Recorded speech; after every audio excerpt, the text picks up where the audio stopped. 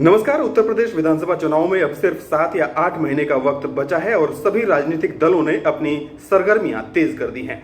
इस बीच सबसे ज्यादा तेजी जो है वो भाजपा खेमे में दिखाई दे रही है। सत्ताधारी पार्टी है और ये तेजी सबसे पहले भाजपा में होनी भी चाहिए क्योंकि उसे अपनी सत्ता बचानी है। तो भाजपा ने इस कड़ी में आजकल काफी सारी मीटिंगें की हैं और अभी भी मीटिंगों का सिलसिला जारी है। इसके साथ ही जो अपने हैं उनसे रिश्ते मजबूत करने और जो पीछे कभी साथ थे लेकिन साथ छोड़कर चले गए उन्हें अपने साथ लाने की कोशिशें भी हो रही हैं।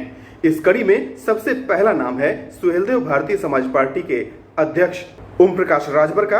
भाजपा ने उनके लिए गठबंधन में वापसी के रास्ते खोल दिए हैं। मीडिया रिपोर्ट्स के मुताबिक ओम प्रकाश राजभर के एक बार फिर गठबंधन में वापसी के लिए कोशिशें शुरू हो गई हैं। पूर्वांचल के एक बड़े भाजपा नेता को इसके लिए ओम प्रकाश राजभर से संपर्क के लिए लगाया गया है, ऐसी भी खबरें आ रही हैं। पूर्वांचल के ये नेता दिल्ली के नेताओं के करीबी बताए जाते हैं। इतना ही नहीं, ओम प्रकाश राजभर के साथ भी उनके रिश्ते अच्छे बताए जाते हैं। सूत्रों की माने तो राजभर के साथ उनकी 2 दौर की बातचीत भी हो चुकी है। इस दौरान रोहिणी कमीशन की रिपोर्ट को लागू करने के साथ साथ ओम प्रकाश राजभर को योगी कैबिनेट में वापसी का भी भरोसा दिलाया गया है।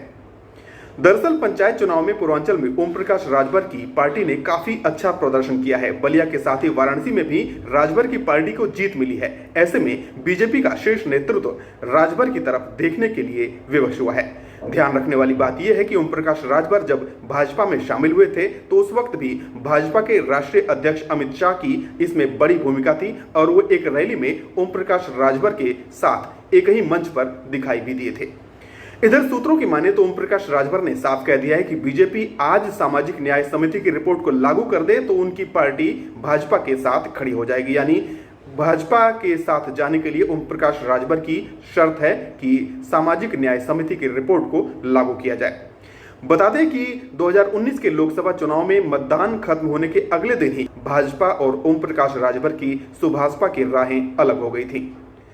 अब माना जा रहा है कि 2022 के विधानसभा चुनाव से पहले रोहिणी कमीशन की रिपोर्ट को लागू करने की दिशा में भाजपा अहम कदम उठा सकती है। रोहिणी कमीशन को 31 जुलाई 2021 तक रिपोर्ट तैयार करने का समय बढ़ाया गया था। संसद में भी इस रिपोर्ट को लागू करने की मांग उठ चुकी है। यह रिपोर्ट लागू होती है तो ओबीसी आरक्षण का फॉर्मूला 4 हिस्सों में बढ़ सकता है, जिसका फायदा तमाम उन ओबीसी जातियों को मिलेगा जिन्हें आरक्षण का फायदा मिल नहीं पाता है। ये वो पिछड़ी जातियां हैं जिन्हें अति पिछड़ी जातियां कहा जाता है। बात करें ओम प्रकाश राजभर की सियासी ताकत की तो पूर्वांचल के कई जिलों में राजभर समुदाय का वोट राजनीतिक समीकरण बनाने और बिगाड़ने की ताकत रखता है। सुभाषपा राजभर समाज में गहरी पैठ रखती है। यूपी में राजभर समुदाय की आबादी करीब 3% है, लेकिन पूर्वांचल के कुछ जिलों में राजभर मतदाताओं की संख्या 12 से 22% तक है और ये सूबे की करीब 4 दर्जन विधानसभा सीटों पर अपना असर रखते हैं। भाजपा की पिछली रिकॉर्ड तोड़ जीत में सुभाषपा का भी अहम योगदान था, इससे कोई इनकार नहीं कर सकता है। ओम प्रकाश राजभर फिलहाल भाजपा गठबंधन में वापसी से इनकार कर रहे हैं, लेकिन राजनीति संभावनाओं का खेल है और आने वाले वक्त में कुछ भी हो सकता है। ऐसे कई उदाहरण हैं जब लगातार इनकार करने वाले राजनीतिक दलों और उनके मुखिया अचानक ही अपना इरादा बदल देते हैं और जिस तरह के कयास लगाए जाते रहे हैं उसी तरह का घटित होता हुआ दिखाई देता है। तो ओम प्रकाश राजभर के मामले को भी इस नजरिए से देख सकते हैं। फिलहाल वो इनकार कर रहे हैं, लेकिन हम फिर से एक बार कहेंगे कि राजनीति संभावनाओं का खेल है।